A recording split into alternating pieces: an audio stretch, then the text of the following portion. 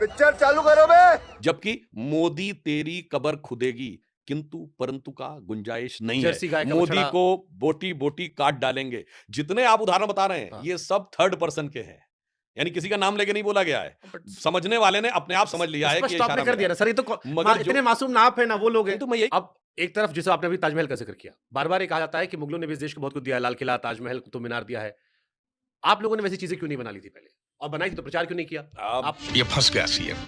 मेरा मानना है जिन्होंने बृहदेश्वर का मंदिर बनाया, जिन्होंने मीनाक्षीपुरम का मंदिर बनाया, जिन्होंने कोणार्क का सूर्य मंदिर बनाया, जिन्होंने अजंता एलोरा की गुफाएं बनाई, जिन्होंने कालिंजर का किला बनाया, जिन्होंने चित्तौड़ दुर्ग का किला बनाया, ये लॉजिकल लगता है कि वो लोग लाल किला भी बना सकते थे, वो ताजमहल भी बना सकते थे। नहीं।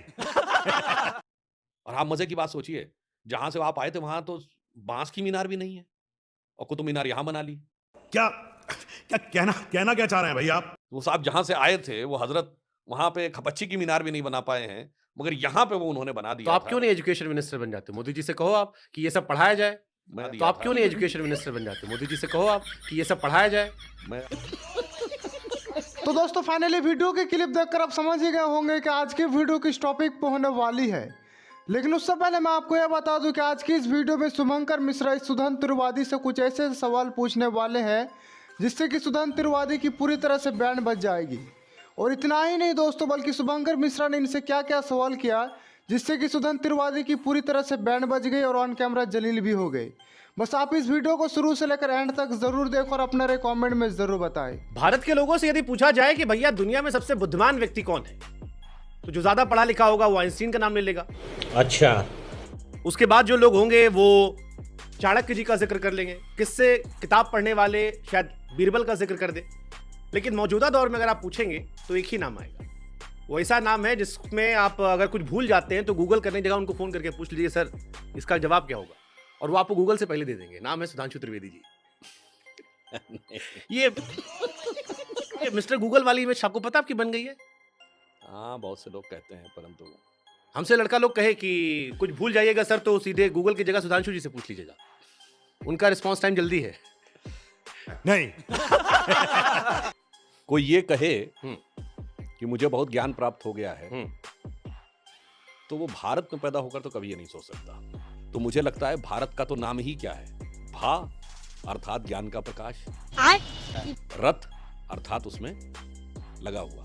तो भारत क्या है, which is in the परपीचुअल pursuit of the light of knowledge. देखिए हम लोग तो खाली एक लाइन में पढ़े थे कि भैया भरा हुआ पेड़ होता झुका होता है।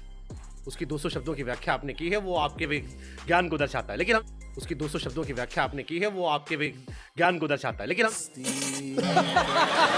मैं चैलेंज करके कहता हूं दुनिया में जितने बड़े बड़े धर्म हैं, जो धर्म तो भारत एक ही है, हिंदू धर्म, जो मत संप्रदाय पंथ रिलीजन मजहब है, वहां एक ही बुक है और कहते नो इफ एंड बट, चू पू नहीं बोल सकते।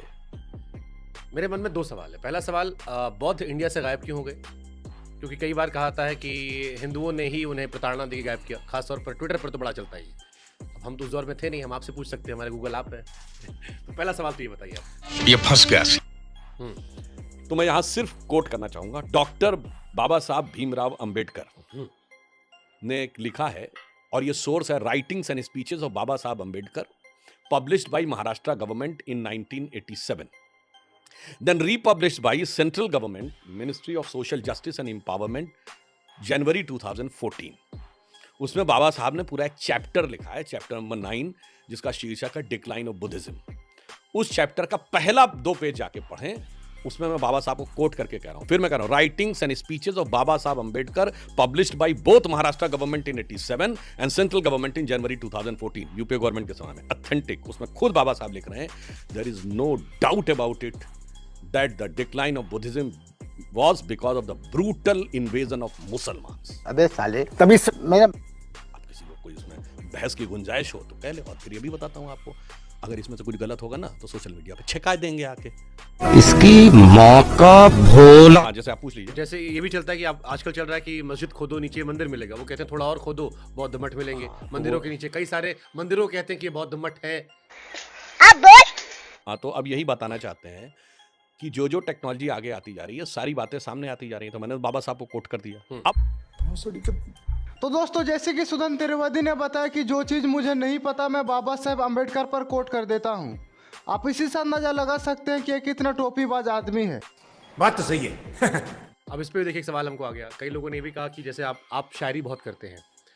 अभी योगी जी ने कल परसों कह दिया कि कठमुल्लों की भाषा है और बड़ी चर्चा चल रही थी उसकी कि उर्दू ज़बान तो हमारे भारत की ही है, तो इसको फिर कठमुल्लों की भाषा कह दिया। उस भाषा से क्यों नफरत करना, भाषा तो सबकी होती है। ये बड़ी अच्छी बात कही आप। अब तो बता तो रहे, इसीलिए तो अब परिवर्तन आने शुरुआत है। सिर्फ सरकार का ही विषय नहीं था। याद करिए एनडी तिवारी जब थे तो उन्होंने उर्दू को तीसरी राजभाषा के रूप में इंक्लूड किया। किस लिए? कहा गया माइनॉरिटी का ध्यान रखना। कौन जोड़ रहा है? अरे तो आपने छीना ना, आप सरदार पटेल को छीन लाए। नहीं, विषय ये नहीं है। आप आजाद जी को छीन लाए। पहला आपका सवाल ये था सुभाष चंद्र बोस जी को छीन लाए, नहीं, तो उर्दू क्यों नहीं छीन ले रहे आपकी? नहीं भाई, ये तुम्हारी नहीं है, ये सबकी भाषा है। शाबाश। जबकि मोदी तेरी कबर खुदेगी किंतु परंतु का गुंजाइश नहीं जर्सी गाय है। का मोदी बछड़ा। को बोटी बोटी काट डालेंगे। जितने आप उदाहरण बता रहे हैं ये सब थर्ड पर्सन के हैं, यानी किसी का नाम लेके नहीं बोला गया है। समझने वाले ने अपने आप समझ लिया है कि स्पष्ट आपने कर दिया ना सर, ये तो मगर इतने मासूम ना आप है ना वो लोग हैं। तो मैं यही स्पष्ट आपने कर दिया ना सर, ये तो मगर इतने मासूम ना आप है ना वो लोग हैं। तो मैं यही कह रहा हूं। मगर उन्होंने तो कोई खोजा ही, मतलब छोड़ा ही नहीं। मोदी की मौत, मोदी की कबर, मोदी ये होगा, मर जा मोदी। ये वर्ड मतलब उसमें तो गलत को गलत जस्टिफाई कर दे। ना गलत की बात है। मैंने कहा मतलब मरने का कभी हमने किसी के लिए बोला नहीं, मरने का नहीं कहा, बट अगर मरने का नहीं कहा, महिलाओं आप तो को- ऐसे कह रहे हैं कि मतलब किसी में कहा सुनी हो गई, दूसरे ने गोली चला दी, उन्होंने मतलब अपराध तो दोनों को। हाँ सही बात है। आप ये कहेंगे उसने भी महिला कुछ कहा सम्मान था पे। और उसने भी वो बात कही। अच्छा, महिला सम्मान की बात है तो कौन सी ऐसी पार्टी थी इसके नेता ने अपनी पार्टी की महिला नेत्री के लिए टंचमाल शब्द का प्रयोग किया था? चलिए बाहर को तो छोड़ आप दीजिए, कानपुर वाली घटना का जिक्र कर रहे हैं, तो अपनी पार्टी के नेता बट के ये लिए, आप में बाकी भी तो कई सारे लोग ऐसे हैं। अभी मजा आएगा ना भिड़ो। मणिपुर में क्या आपकी सरकार फेल हो गई क्योंकि फुल मेजोरिटी गवर्नमेंट थी, उसके बावजूद राष्ट्रपति शासन लगा?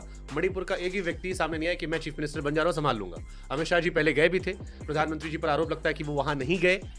एक बहुत संवेदनशील विषय, क्योंकि पहले सरकारें थी। मणिपुर का इशू काफी कॉम्प्लिकेटेड है, लेकिन आप लोगों ने क्योंकि दावा किया था और आपकी सरकार ने किसान आंदोलन, जाटों का आंदोलन, मराठा आंदोलन, बहुत सारे आंदोलन को संभाला है। मणिपुर नहीं संभाल पाया। देखिए मणिपुर नहीं, एक लाइन में आपको समझ में आएगा। भारत में पर्यटन में यदि कोई एक डेस्टिनेशन था जहां सबसे ज्यादा लोग हर साल जाते थे, वो था आगरे का ताजमहल। मगर 2024 पहला वर्ष बना है जब सबसे ज्यादा अगर टूरिस्ट किसी एक स्थान पे गए हैं तो वह है अयोध्या का श्री राम मंदिर, जहां 1 करोड़ 80 लाख लोग हैं। यानी बार बार झूठ बोलो।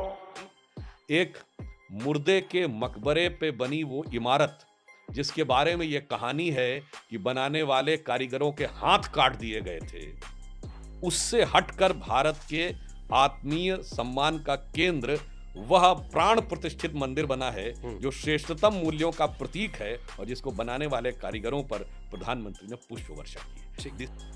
जो भी बोल सकते हैं सब झूठ बोलो। हिंदू धर्म को लेकर कई बार आप कहते हैं कि बड़ा साइंटिफिक टच है, कई मंदिरों का भी आप जिक्र करते हैं।